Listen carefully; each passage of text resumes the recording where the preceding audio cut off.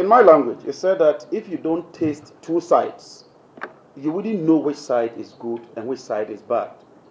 And it's important that we do that analysis as a people. Because I do recall in the 2016 election, the mantra was incompetent, incompetent, incompetent. Look, you say that you built Ridge Hospital, you are incompetent. You've built Legon Hospital, you are incompetent. You've built Damango Daboya Road, you are incompetent. You've built Circle Interchange, you are incompetent. You have to establish this. No, we'll find the money. And so the NPP took a mantra and the Goebbelian approach that called the dog a bad name and hang it. And worst of all, they said the industries were collapsing. And then, lo and behold, I saw them drinking Calipo. And I said, but where is Calipo manufactured? I said, oh, Ghana here. But if the industries were collapsing, how come the industries are manufacturing Calipo and you are drinking Calipo left, right, and center? They still said we are incompetent. And so fast forward, God says that, look, you are competent. You claim that Ghanaians are suffering. You claim that tariffs are too high. You claim that fuel prices are too high. You promise all kinds of issues. And it's important that as students, you just go to the web and go to Google and type NPP 2016 manifesto. And read their manifesto again. And also listen to what they said. They promised that when they come, they'll reduce corporate tax from 25% to 20%. We said, no, if you do that, you won't have money. They said they have the men. We are incompetent. They can do that. They said that the energy sector levy is obnoxious. And the operational word was that when they come, they will scrap the energy sector levy immediately. They told us that they're going to give each constituency the equivalent of $1 million, 275. I said, that is not possible. He said, no, we have the men. We will do it. Every village in northern Ghana, they will build a dam. Every single village. I said, how can you do this? They said, no, we have the men. We are competent. They said they will build one factory in every district. And they give us some scenario. This place, they have Ataji. This other place, they have Bordier. This other place, they have plantain. This other place, they have citrus. And so if you do this, it will bring about mass employment. It will generate job for the people. And so the people of Ghana said, come and do it and let us see. So the NDP wins. And listen to Nana Akufo-Addo in his State of the Nation address. What he told us is that I have heard it said that I'm behaving like a man in a hurry. Mr. Speaker, I am indeed in a hurry. I am in a great hurry. The times in which we live demand that we all be in a hurry to deal with the problems we said. So the president told us that, look, he is in a hurry. He wants to fulfill all his promises. And then he goes on to give us our national debt. And I would go a bit into that. Honorable Adongo gave us some scenario, but I just want to do something with you on the national debt. And then he says that, Mr. Speaker, if I were to ask each one of you in the chamber, he was addressing parliamentarians today, tell me what the number one problem was in your constituency. I suspect there would be a uniform answer, and that answer would be jobs. And look, this election was not fought on free SHS. This election was fought on jobs for you. Because you ask yourself that next year, next 2 years, this year, when you complete your first degree, when you complete your master's, is there enough space out there to absorb you? Is the president doing enough? Is the NPP putting in place the infrastructure, the capital expenditure, and all the areas that will absorb you when you go into the job market? Because that is very, very important. In every economic management, it's very easy to manage inflation, I'm telling you. It's easy to manage your balance of payment. Sometimes, depending on what you are doing, it's even easy to grow the economy. But if this trade does not fall in sync with job creation, it's as good as nothing. Because when they create the jobs for you, and you have a decent job, that is when you can also go out and feel proud of yourselves. And so that for me ought to be the main issue That ought to be the main focus, whether 1 year down the line, the state of this country, we are creating jobs or we are rather dismissing people left, right, and center. And that is where I want to really focus my attention on. And so following the State of the Nation address, then the minister now comes with a budget. And the budget is simply a quantitative expression of the president's vision. Because the president comes to tell us that this is the state of the nation, this is where I want to take you to. Then the minister now comes with the figures to back what they want to do. And so he gave us all those promises and even told us that the Zongo Development Fund will be giving 219 million and gives us monies that will go to one district, one factory, one village, one dam, and so many figures. And so in the 2017 budget, Ken Oforiatta requested that we give him 54 billion 394 million 794,956 Ghana cedis to spend 54 billion. And we said, no problem. Take that money. Parliament has approved that for you. Go and implement your one village, one dam. Go and build your factories. Invest in the Zongos so that they can live a decent life. And so the question for me is simple. 1 year down the lane, what do we have to show for the 54 billion that we gave to Ken Oforiatta? It's as simple as that. And for me, that is the most important thing. Has he spent our monies judiciously? Has he achieved what he told us he intended to achieve? And I think that we should delve a bit into some of these issues so that next time, when somebody wakes up and drinks Calibo and mounts the platform and tell you that I can do A, B, C, D, you better checkmate that person. You can't take the people of Ghana for granted. You can deceive us and win elections, but you can't deceive us when you win power, because the tables have turned. And when you make a promise, it's only proper that you honor those promises. If you can't honor them, it's only fair that you remain faithful to the people of Ghana. Because there's a popular saying that one day, monkey will go market. It no go return. And that is where we ought to be looking at what the NPP said they will do, what they have done, and where we are. It's also important that you realize that Ghana does not operate as an island. And so I quote for you the minister's own statement. Page 6, paragraph 26 of his statement. He says that according to the October 2007 World Economic Outlook, recently released by the IMF, global growth, that's the whole word, has gained further momentum in 2017. Global growth is 3.6 against 3.2. It means the economic activity is grown to 3.6 in 2017 against 3.2 in 2016. That is the whole world.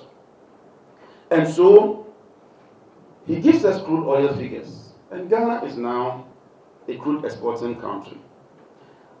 They projected that crude oil price would be 50.2. During our time, crude oil price was 42.8. So from 42 to 50, it means that each time you sell 1 barrel, they were making extra $8. And you see, you don't control the price of crude. That's number one. Number two is that our FPSO developed a major problem. And so in terms of even volumes, we lifted very, very few volumes from our crude output. And he himself acknowledges, and I quote him, I decided to depend mostly on his documents so that he doesn't come denying the documents. Listen to petroleum receipts, paragraph 96. Mr. Speaker, up to September 2017, GNPC had lifted 6 parcels of crude oil on behalf of the state. Compared, this translates to 3,802,000 barrels compared to 2,900,000 barrels for the same period last year. The overall lifting volumes was 97.99% higher than that of 2016. So they are lifting about 100% higher than what we did. And they are also selling at more than $8 than what we did in 2016. I just try to walk you through this so that you have a conceptual understanding of where we were in 2016 and where we were in 2017. Mr. Speaker, this is paragraph 73 of the Minister's own budget. In the first 3 quarters of 2017, the petroleum receipts, as at the end of September 2017, was 1.55 billion compared to 671 in 2016. So we got 600, they got 1.5 billion, almost 3 times what we got in 2016. And it is because of something. When we came into power, President Mahama decided that let's invest heavily in the petroleum sector. And so Kufuor discovered Jubilee, we discovered 10 fields, we discovered Jinapor fields, that's the OCTP fields. And so in the NDC administration, we have constructed 3 FPSOs. FPSO Kwame Nkrumah, FPSO Atta Mills, and FPSO J.A. Kufuor. We also constructed 1 billion state-of-the-art, it's never happened, gas infrastructure at Atuabo. And so President Akufo-Addo inherited all this infrastructure. And then you turn around and tell the people of Ghana that you inherited a collapsed economy. How can you inherit all this and say that you inherited a collapsed economy? Yes, you inherited a debt of say $1 billion. But that $1 billion is giving you an asset of another $1 billion asset at Atuabo, which gives you $500 million per annum. And so in 4 years, you can pay off that debt. When you owe $1 billion and you have an asset, you spread the payment. It doesn't mean that you pay all the $1 billion in year 1. Sometimes they even give you 5-year grace period so that you can take time to begin to pay the debt. And so when they tell you that, look, we inherited the debt, also ask them, what assets did you inherit? Because your assets is a function of your liability and your own equity that you put in. And so I think that it's important that we do this intellectual analysis so that nobody just comes and tells us that this is what happened. So the question then is, having received all these receipts, having gotten all these sums of money, where did we spend those monies and how did we achieve that? Adonwo talks about the real GDP growth. When we discovered oil, the NDC administration decided that, look, there's been some examples in Congo, there's been some examples in Nigeria, there's also been some examples in Norway, and even in Britain. So we went round and decided that, first of all, would establish what we call the Petroleum Revenue Management Act. Very strict and rigid, how we spend our money.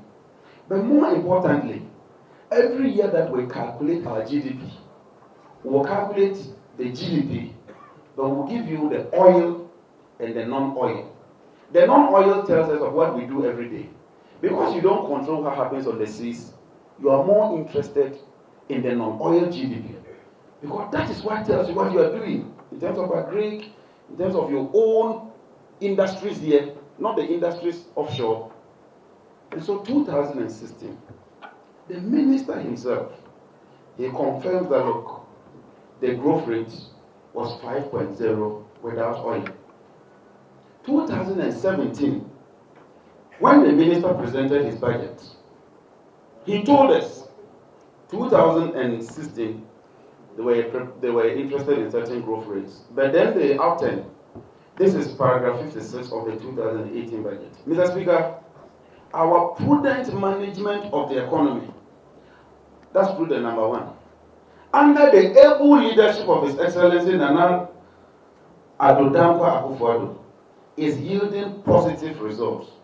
Non-oil GDP grew, and please listen, at an estimated 4% in the first half year of 2017, compared to 5.9% in the period 2016. This is Genovereta. Then look, they've been prudent. They've done so well. Under the able leadership of Akufo-Addo, they are yielding results. And that results gave us 4.0. President Mama was not prudent. He didn't do anything. He yielded 5.9. If this is not voodoo economics, what other economics can this be?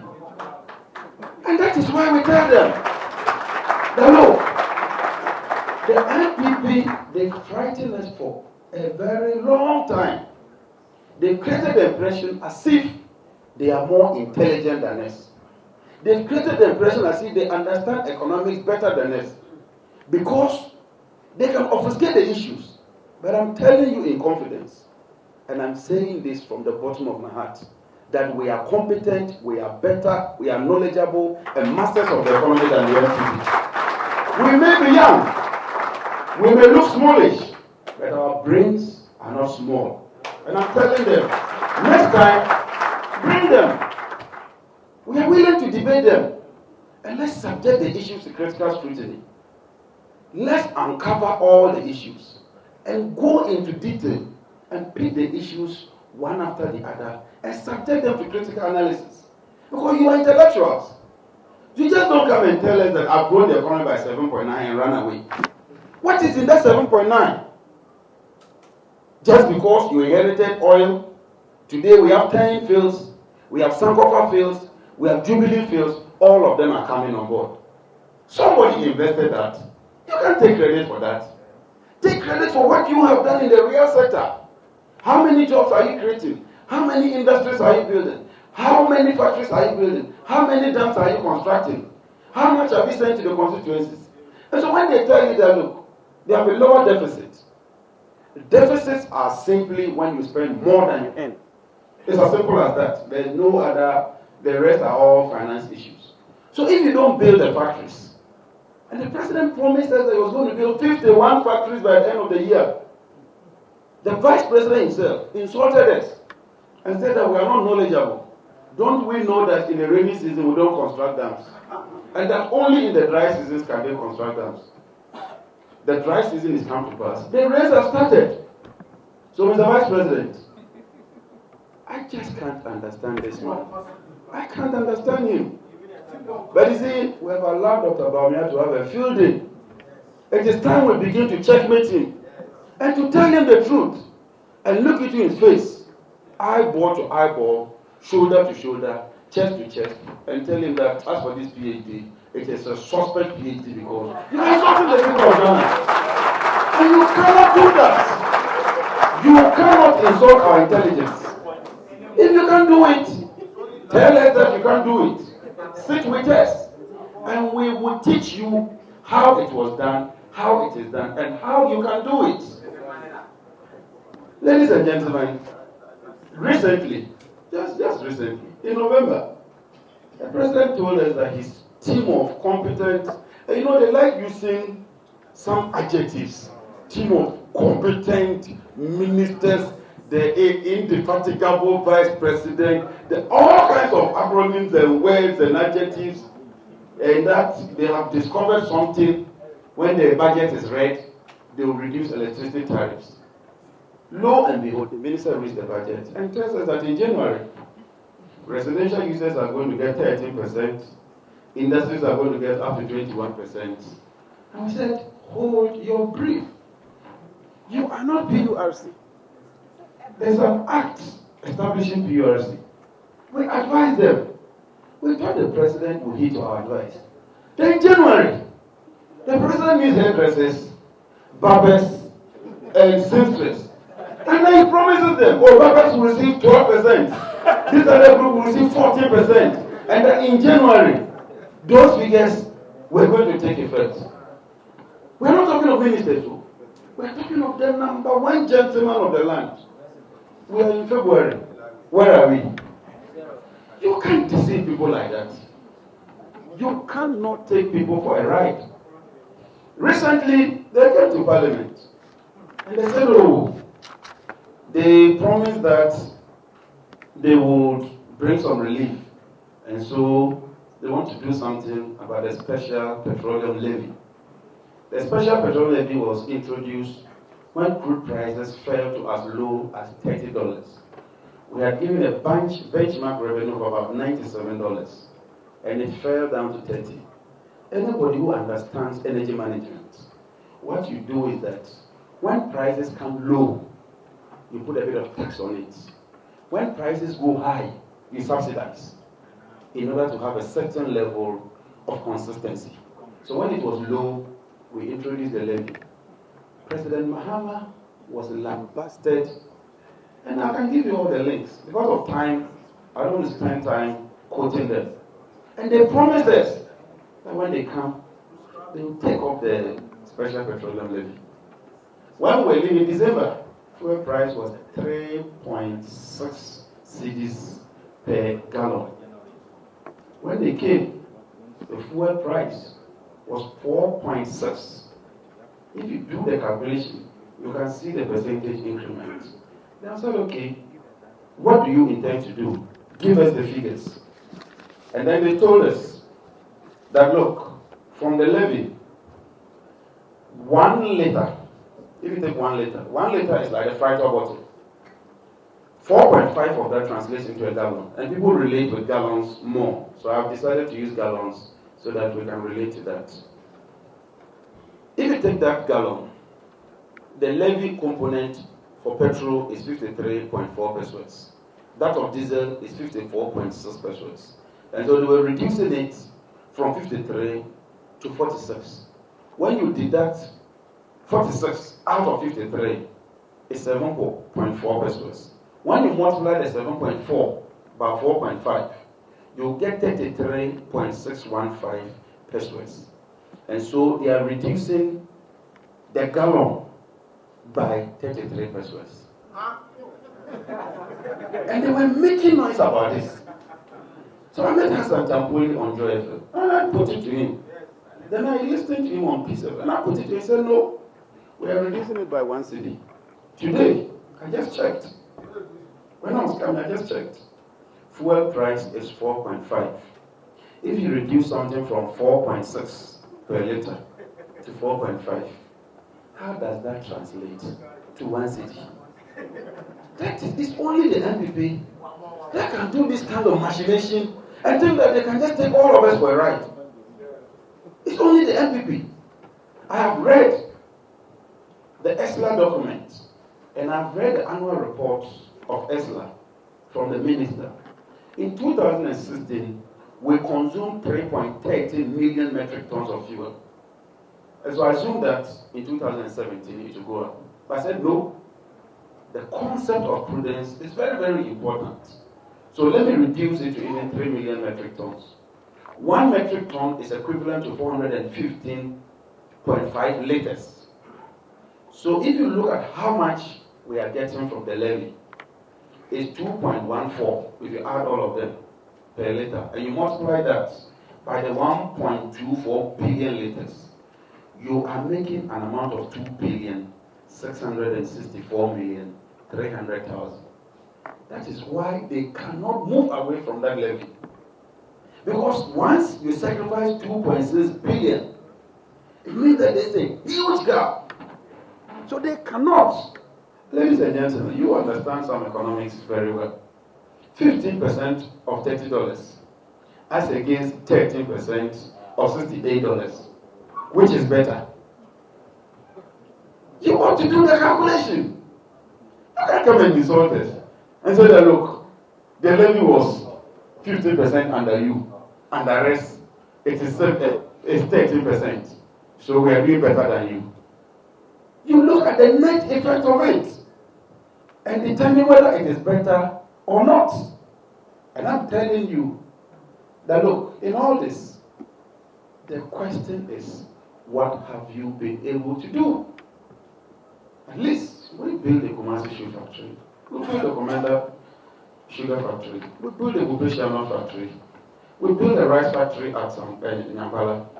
We built the Poposo Solar Road. We built cycle interchange and decided that we should also use our minds. Don't just build roads. There was a lot of traffic.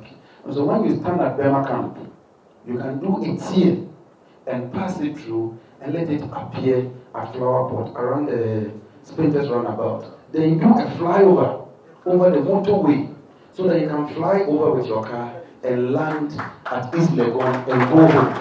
That is the NDC for you. That is the NDC. And these people, they come around reducing capital expenditure. Go and read the PwC, PricewaterhouseCoopers report on the 2017 budget. They reduced capital expenditure by so much.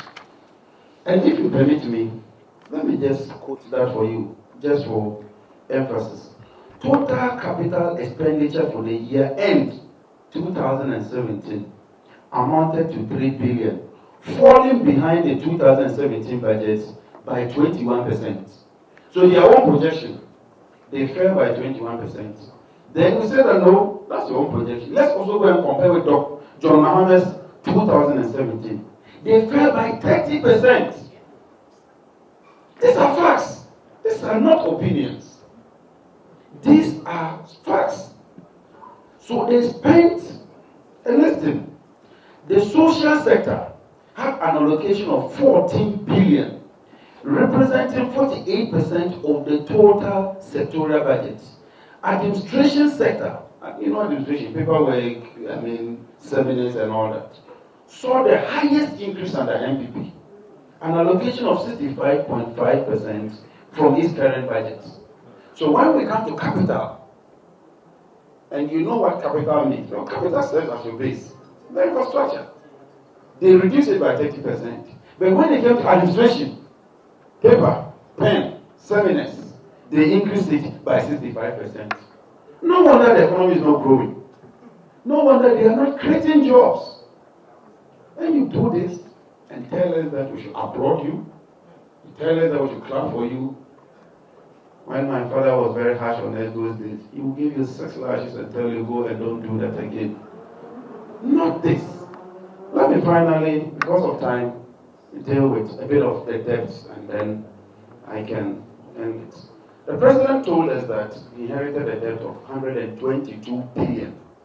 Those of you who have calculators, please just switch to to the calculator mode, the phones. Switch your phones and let's do some small analysis. As of September, our debt had gone to 139 billion.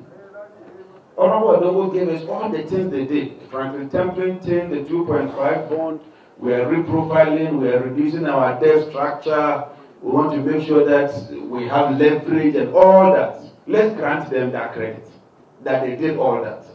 So what is the result?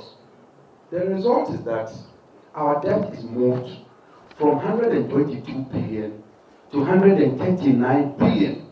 And this is contained in the Monetary Planning Committee report of the Bank of Ghana. I am not cooking it. When you deduct 139 from 22, I think you get 17 billion. For 9 months. So divide that 17 billion or 17 by 9. You get 1.8. I hope so. Now let's say that on the average, they are doing 1.8 a month times 12. What will you get?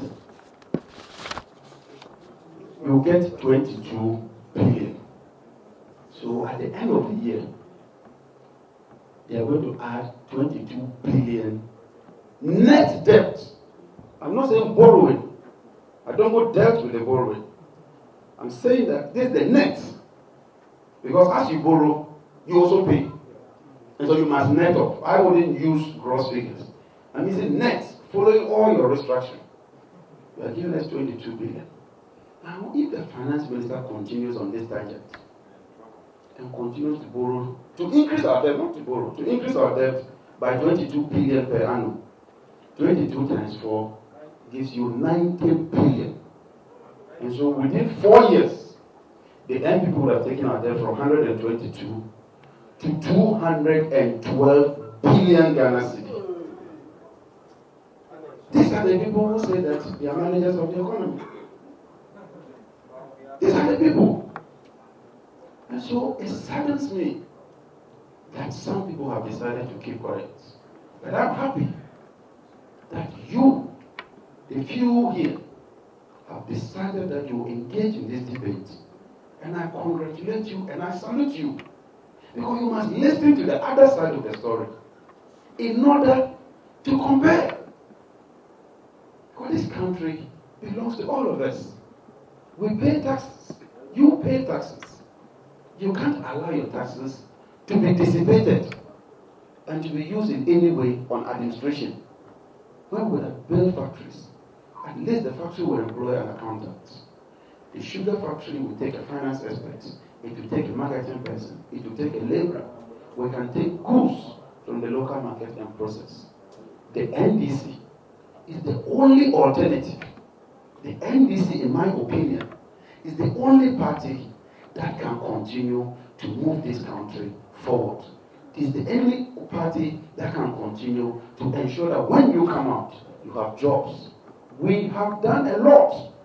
And at another forum, we'll spend time and tell you what we did and compare that to the NPP. Even though they've got all the resources at their disposal. What do they have to show? Just tell me, 1 year. What has the NPP done? Apart from giving us sweet talks. Sweet talks. They said they created jobs. The Minister of Agri, he said in 1 year, he has created 745,000 jobs. And they said, how did you create a job? They said, oh, they supplied fertilizers. And then based on the number of fertilizers they supplied, they created the jobs. Do you believe that the NDP had really created the jobs? President Akufo-Addo wouldn't come to Parliament and boast during the State of the Nation address and tell us I've created 745,000 jobs. And so while the President is moving to the south, his ministers have taken the north and they are entering into the bush. But that is what happens when you have a bloated number of ministers. You know the production function curve. Once you reach a certain level, you peaked. Any other thing you do is marginal, diminishing return. And so once you reach that peak, and you keep piling the ministers, you begin to plateau. As you pile, you then begin to come down, and you achieve negative returns. That is what is happening.